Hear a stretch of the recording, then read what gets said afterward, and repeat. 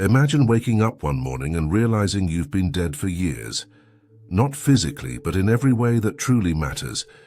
Your heart beats, your lungs expand, your neurons fire, yet something fundamental has been extinguished. You move through. Your days like a ghost haunting your own existence, performing the rituals of the living while experiencing none of its essence.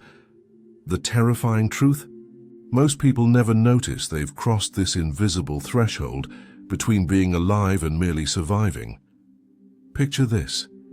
You're standing in front of a mirror, but instead of seeing your reflection, you see a stranger wearing your face. This person has your memories, your relationships, your responsibilities, yet they feel foreign, disconnected from the vibrant being you once were or thought you could become. When did this death occur? Was it gradual, like watching autumn leaves slowly drain of color? Or was it sudden, a moment when something inside you simply stopped? You might recognize this death in the way you scroll through your phone for hours, consuming content that fills time but empties meaning. You see it in how you answer fine when people ask how you are, knowing it's neither true nor false, just the safest response for someone who's forgotten what feeling truly fine actually means. It manifests when you realize you can't remember the last time you felt genuinely excited about tomorrow, or when you catch yourself going through motions so automatic that entire days pass without a single moment of authentic presence. But here's what makes this phenomenon so insidious. Society celebrates this kind of death. We call it being realistic, growing up, or accepting responsibility. We're told that the dreams and passions of youth are childish luxuries we must sacrifice on the altar of adult respectability. The fire that once burned in your eyes gets systematically extinguished by well-meaning voices telling you to be practical, be safe, be normal. And slowly, imperceptibly, you begin to believe them. Consider the paradox in trying to preserve your life, your security, your reputation, your comfortable routines. You may have inadvertently murdered your soul. You've become a curator of your own museum, carefully maintaining the artifacts of who you used to be, while the living, breathing essence of your being withers away. You're alive enough to pay bills, maintain relationships, and fulfill obligations, but dead enough that you've forgotten what it feels like to be truly, wildly, dangerously alive. What if I told you that this living death isn't a personal failing, but an engineered outcome? That there are invisible forces, cultural, psychological, and systemic, that profit from your spiritual death? That keeping you in this state of animated suspension serves purposes far beyond your awareness? The Walking Dead don't rebel. They don't create. They don't disrupt. They simply consume, comply, and continue the cycle. But perhaps most disturbing of all is how this death becomes addictive. Once you've grown accustomed to the numbness, the idea of truly living again feels overwhelming, even terrifying. The familiar ache of emptiness becomes preferable to the unpredictable intensity of genuine existence. You've learned to prefer the safety of your psychological tomb to the vulnerability required for resurrection. Yet somewhere deep within you, a part remains that remembers what it felt like to be fully alive. It whispers to you in quiet moments, in the space between sleep and waking, in the pause before you choose safety over authenticity once again. This voice knows something you've forgotten, that the art of living and the art of dying are not opposites, but intimate dance partners, each giving meaning to the other. The question that will haunt you is this: if you've been dead while living, what would it mean to truly live while dying? What if the very thing you've been avoiding, the conscious confrontation with your own mortality, is the key to reclaiming your vitality? What if learning to die properly is the only way to remember how to live completely? The journey we're about to embark on will challenge everything you think you know about life, death, and the liminal space between them. It will ask you to examine not just how you're living, but whether you're living at all. And most dangerously, It will offer you something you may have given up hope of finding. A way back to yourself, a resurrection that doesn't require physical death, but demands something far more frightening, the courage to be fully, authentically, unapologetically alive. Are you ready to discover why you've been dead and, more importantly, how to come back to life? The death you've been experiencing isn't accidental. It's the inevitable result of what Friedrich Nietzsche called the last man, a creature so domesticated by civilization that it has forgotten how to truly live. But Nietzsche only scratched the surface of a psychological conspiracy that runs far deeper than even he imagined. Your spiritual death is the product of a systematic conditioning process that begins in childhood and continues until you willingly participate in your own psychological assassination, Carl. Jung understood this phenomenon through his concept of the false self, the persona we construct to navigate social expectations, while our authentic self slowly suffocates beneath layers of conformity. But Jung's insight reveals something more sinister. Modern society doesn't just encourage the development of false selves, it makes authentic selfhood nearly impossible. Every institution you encounter, education, media, corporate culture, even family systems, operates on the assumption that your natural impulses, curiosities, and creative expressions are problems to be solved rather than gifts to be cultivated. Consider how this murder of the soul begins. As a child, you possessed an innate connection to wonder, spontaneity, and authentic emotional expression. You asked uncomfortable questions, explored without purpose, created without concern for quality or marketability. But slowly, systematically, you were taught that these qualities were impediments to success. Your education focused on compliance over curiosity. Your family rewarded predictability over authenticity, and society offered approval only when you learned to suppress the very qualities that made you uniquely alive. Arthur Schopenhauer identified this as the fundamental tragedy of human existence. We spend the first half of our lives being molded into shapes that society finds acceptable, and the second half wondering why we feel so empty. But Schopenhauer's pessimism, while accurate, doesn't capture the deliberate nature of this process. Your spiritual death isn't just the result of philosophical entropy. It's the intended outcome of systems that require your compliance to function. The psychological mechanisms that facilitate this death are as elegant as they are devastating. First comes the installation of what psychologists call introjected values, beliefs and standards that aren't truly yours, but feel as if they are. You begin to judge yourself by criteria you never consciously chose, pursuing goals that serve others' agenda while believing they represent your deepest desires. The voice in your head that tells you to be practical, to avoid risk, to choose security over authenticity, isn't your voice at all. It's the internalized chorus of everyone who needs you to remain small, predictable, and manageable. Then comes the systematic severing of your connection to your own inner wisdom. Indigenous cultures understood that each person carries within them a unique gift, a calling that connects them to something larger than themselves.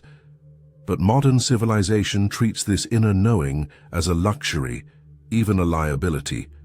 You're taught to distrust your intuition, to defer to external authorities, to seek validation from sources that have no understanding of your authentic nature.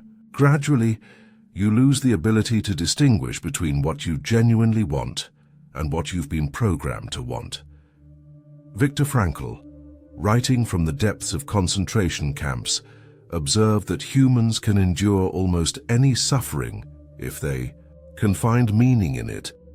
But what Frankl didn't fully explore is how modern society has weaponized this insight, offering you just enough artificial meaning, career advancement, material acquisition, social media validation to keep you functional, while depriving you of the profound sense of purpose that makes life worth living. You're given 1,000 small reasons to keep going, but denied the one great reason that would make you truly alive. Jean-Paul Sartre described this condition as bad faith, the existential choice to deny your own freedom and responsibility by pretending you have no choice. But bad faith in the modern context isn't just a philosophical error, it's a survival mechanism. In a world that punishes authenticity and rewards conformity, choosing to remain spiritually dead feels safer than risking the social, economic, and psychological consequences of coming fully alive. Perhaps most insidiously, this living death is maintained through what Aldous Huxley predicted in Brave New World, not through force or obvious oppression, but through pleasure, distraction, and the illusion of choice. You're not beaten into submission, you're entertained into numbness.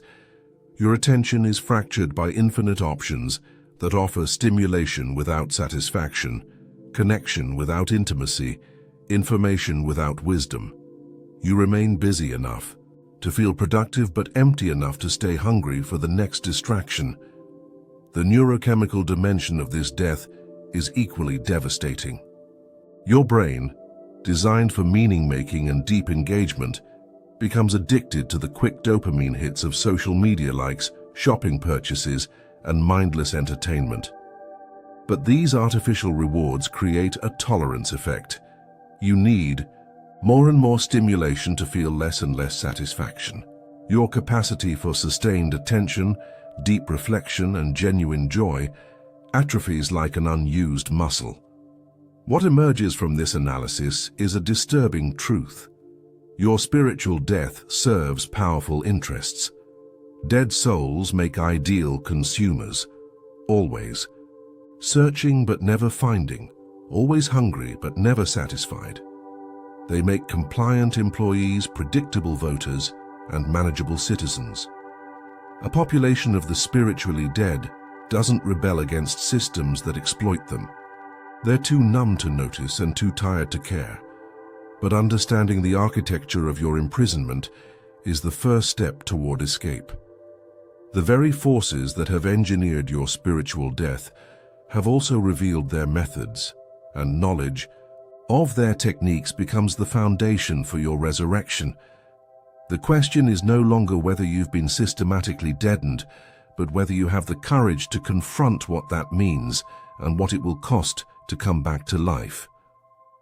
The most terrifying aspect of living death isn't the emptiness you feel, it's the emptiness you don't feel. Your psychological numbing has become so complete that you've lost the ability to recognize what you've lost. Like a person born colorblind who has no concept of red, you move through a world drained of dimensions you can't even remember existed. The consequences of your spiritual death ripple through every aspect of your existence, creating a cascade of losses so subtle and pervasive that they feel like the natural order of things. Your relationships become elaborate performances where authentic intimacy is replaced by comfortable predictability. You love people not for who they are, but for how they fit into the story you've constructed about your life. Your friendships revolve around shared complaints rather than shared dreams. Your romantic connections prioritize security over passion, and your family interactions follow scripts written by social expectations rather than genuine affection.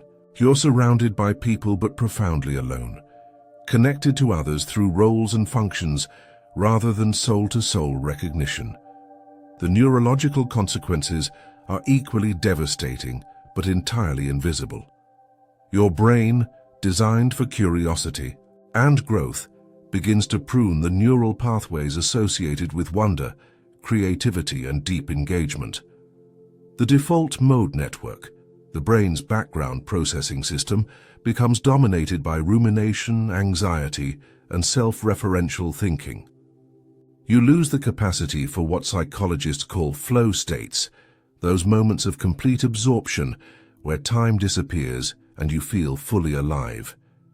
Instead, your consciousness becomes fragmented, constantly pulled between regrets about the Past and anxieties about the future, rarely present in the only moment where life actually exists, your decision-making ability deteriorates in ways you don't recognize. Without access to your authentic desires and values, every choice becomes a complex calculation based on external factors: what others expect, what seems safe, what maintains your current level of comfort. You develop what researchers call decision fatigue. Not because you're making too many decisions, but because you're making them without the internal compass that would make choosing natural and energizing. Every decision feels weighty because none of them connect to your true purpose. The economic consequences of spiritual death are perhaps the most insidious because they masquerade as success. You become the perfect consumer, always seeking external solutions to internal emptiness. Your spending patterns reveal a desperate attempt to purchase aliveness, new experiences, new possessions, new identities. But nothing external can fill the void where your authentic self used to reside. You work in jobs that drain your life force to earn money to buy things that promise to restore what your work has taken away. It's a closed loop of spiritual hemorrhaging disguised as economic participation. Your creative capacity withers in ways that feel like natural aging, but are actually learned helplessness. You stop creating not because you lack talent or time, but because the part of you that has something unique to express has been systematically silenced. You consume endless content created by others, while your own creative voice grows fainter each day. You become a spectator of life rather than a participant, watching others live boldly while convincing yourself that such authenticity isn't realistic for someone in your position. Perhaps most tragically, your capacity for transcendence, those moments of connection to something larger than yourself, becomes severely compromised. Spiritual experiences, whether through nature, art, love, or contemplation, require a level of openness and vulnerability that spiritual death makes nearly impossible. You lose access to the sense of wonder that makes existence feel miraculous. Rather than mundane, life becomes a series of problems to be solved rather than a mystery to be lived. The social consequences extend far beyond your personal sphere. A society of the spiritually dead cannot address the deep challenges it faces because it lacks the vision, courage, and creative energy necessary for genuine transformation. Political discourse becomes reduced to the management of symptoms rather than the healing of root causes. Cultural production becomes dominated by recycled formulas rather than authentic expression. Innovation stagnates because breakthrough thinking requires the kind of alive consciousness that spiritual death systematically eliminates. Your children, if you have them, inherit not just your genetics, but your emotional patterns, your limiting beliefs, and your relationship to aliveness. Without conscious intervention, you pass on the very conditioning that killed your own spirit, perpetuating cycles of spiritual death across generations. They learn from your example that being an adult means choosing safety over authenticity, security over adventure, approval over integrity. The time distortion that accompanies spiritual death may be the most heartbreaking consequence of all. Years pass without meaningful memories because you're not present enough to create them. You look back on decades and struggle to find moments that felt truly significant. Time becomes something that happens to you rather than something you inhabit fully. You reach the end of months, years, even decades wondering where they went, not realizing that you weren't really there to experience them. But here's what makes these consequences so dangerous. They compound over time. Each day of spiritual death makes the next day's aliveness more difficult to access. Neural pathways unused begin to disappear. Relationships built on false foundations become harder to authentically rebuild. Creative muscles atrophied require painful rehabilitation. The longer you remain spiritually dead, the more insurmountable the journey back to life appears. Yet recognizing these consequences isn't meant to induce despair. It's meant to create the holy urgency necessary for resurrection. Every one of these losses can be reversed, but only if you're willing to pay the price that true aliveness demands. The question is, now that you see the full cost of your spiritual death, are you ready to discover what it means to truly live? The path back to life begins with a radical recognition that will shatter everything you thought you knew about existence. You must learn to die consciously before you can live authentically. This isn't metaphorical poetry. It's the most practical wisdom ever discovered. Every spiritual tradition, every depth psychology framework, every authentic path to transformation demands the same terrifying first step. The deliberate dismantling of the false self that has been masquerading as you. Marcus Aurelius understood this when he wrote his Meditations as a dying emperor, using his awareness of mortality not as a source of fear, but as a tool for liberation.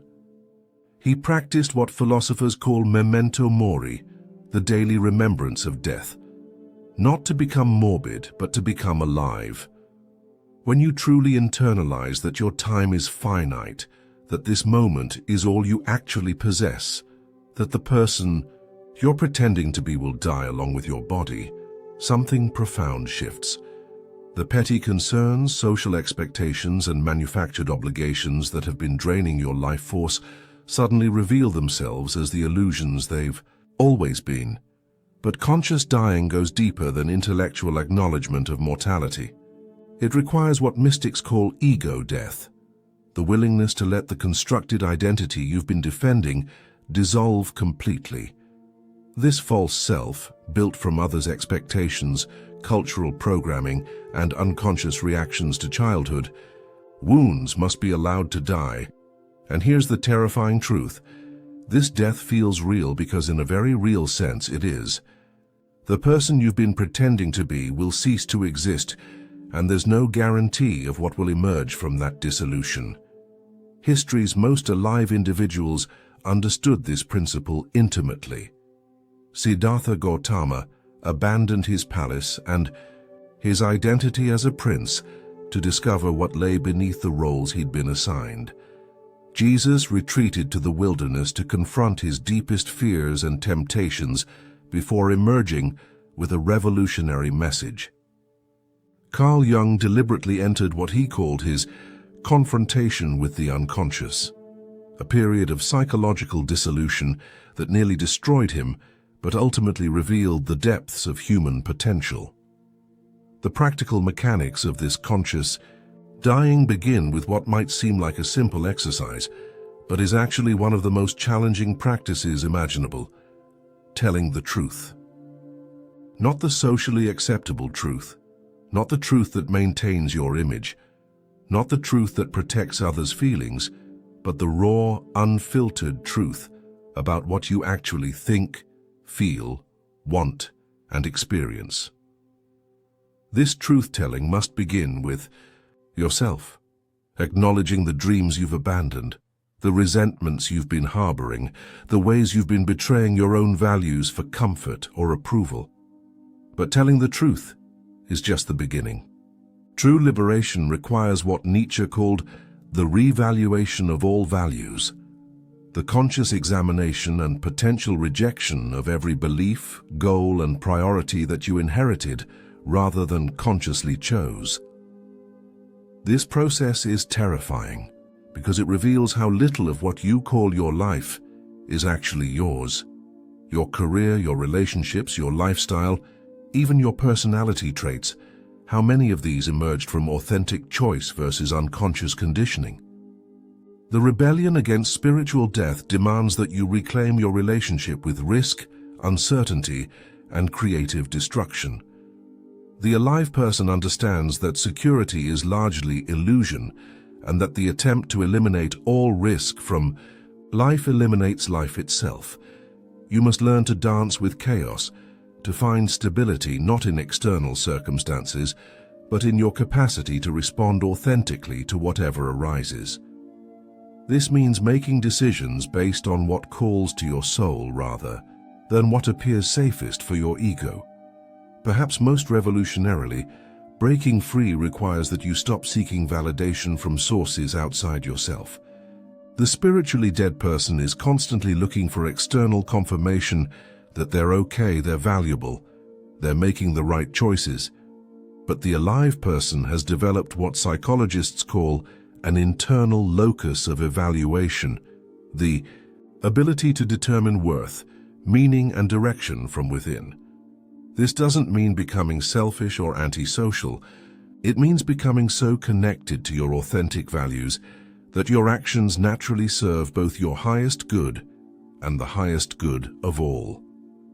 The process of coming back to life also demands that you recultivate your relationship with presence.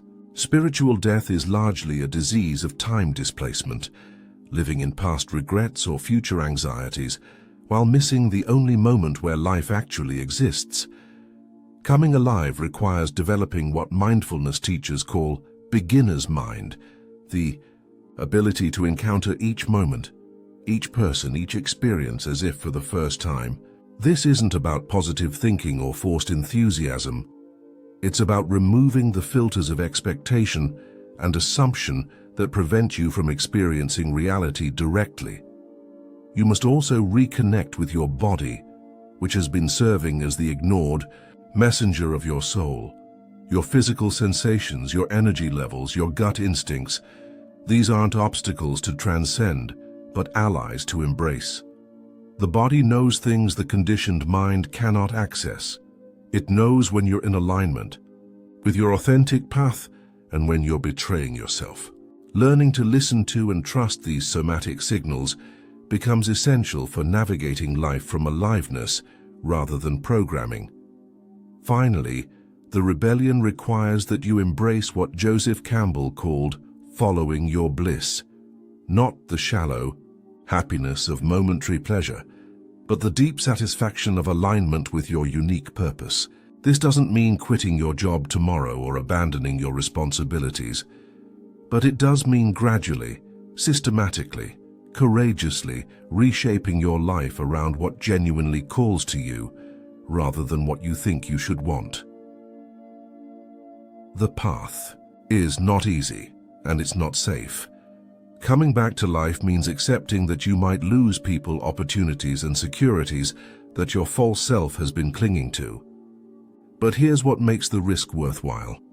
On the other side of this conscious death and deliberate rebirth lies a way of being that transforms not just your own existence, but ripples out to touch everyone and everything you encounter. You become a force of awakening in a world desperately hungry for authentic life. Here is the revelation that changes everything. Death and life are not opposites. They are lovers dancing together in the most intimate embrace imaginable. The art of dying while living isn't about morbid contemplation or spiritual bypassing. It's about discovering that your mortality is not the enemy of your aliveness, but its greatest teacher, its most faithful companion, its ultimate liberation. Every moment you're alive, you're also dying. Every breath you take brings you closer to your last. Every heartbeat counts down to silence. But instead of being a cause for despair, this truth becomes the source of the most profound freedom possible. When you truly accept that you will die, you become free to truly live. When you stop pretending that you have unlimited time, you start using the time you have with sacred intention. When you cease the exhausting pretense of permanence, you can finally relax into the wild beauty of impermanence. The deepest spiritual traditions understood this paradox intuitively. The Egyptian mystery schools taught that learning to die was the highest education possible.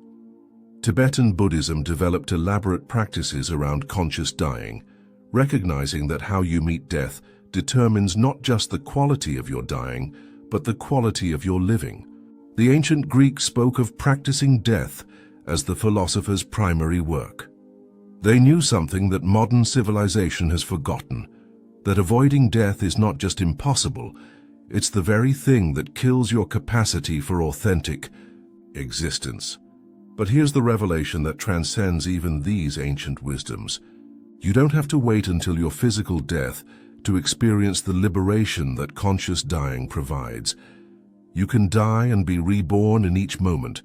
You can let the person you were a moment ago dissolve and allow whatever wants to emerge to come through you.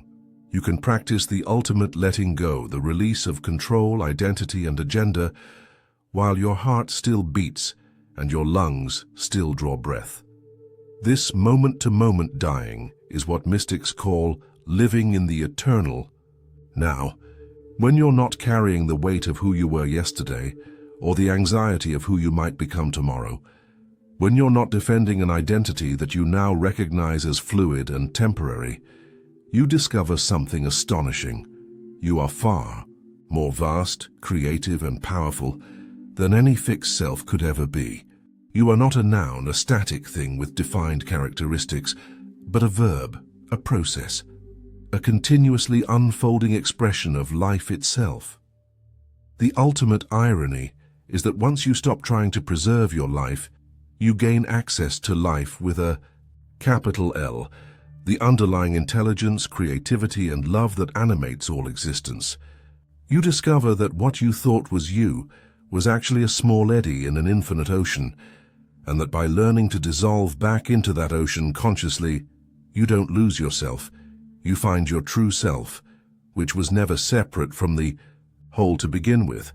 This is why the art of dying while living becomes the art of loving while living. When you're no longer defending a false self, you can love without agenda. When you're not trying to get something from others to fill your existential emptiness, you can give freely.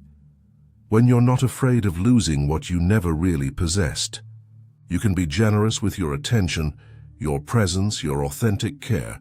Love stops being a transaction and becomes a transmission, a way of being that emanates from your recognition of life's preciousness precisely because of its temporality. The practical implications of this realization transform everything. Your work becomes not a means to an end, but an expression of your deepest creativity. Your relationships become not sources of security, but opportunities for mutual awakening.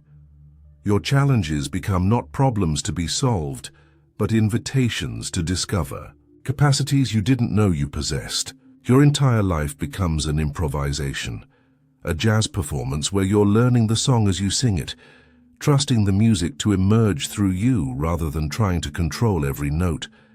Perhaps most beautifully, when you embrace dying while living, you discover that death itself is not an ending but a transformation. Just as the wave doesn't disappear when it crashes back into the ocean but becomes ocean, your individual expression of life doesn't vanish when your body stops, but returns to the source from which it emerged. This isn't a belief or a hope. It's a direct recognition that becomes available when you stop identifying exclusively with the temporary form and start recognizing yourself as the eternal, formless, expressing itself temporarily through form. The final truth is this: you came into this world to learn how to love completely and how to let go completely, and these are revealed to be the same skill. Every attachment you release, every identity you transcend, every moment you choose aliveness over safety brings you closer to mastering both. You are here to become so alive that your very existence becomes a gift to life itself, and so free, that your death, when it comes, becomes not a tragedy, but a completion, not an ending, but a graduation. The art of dying while living is ultimately the art of being fully human, mortal and divine, temporary and eternal, individual and universal, dying and deathless all at once. It's the recognition that you are life, learning about itself through the beautiful, brief, unrepeatable experiment of being you. Stop trying to live forever. Start learning to die consciously.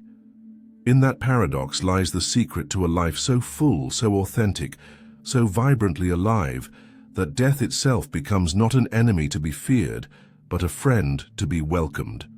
The final teacher who shows you that who you really are was never born and will never die. The question is no longer whether you will die, you will. The question is whether you will truly live. The art of dying while living is the art of making sure that when your final breath comes, you can say with complete honesty, I was here, I loved, I was fully, magnificently, courageously alive,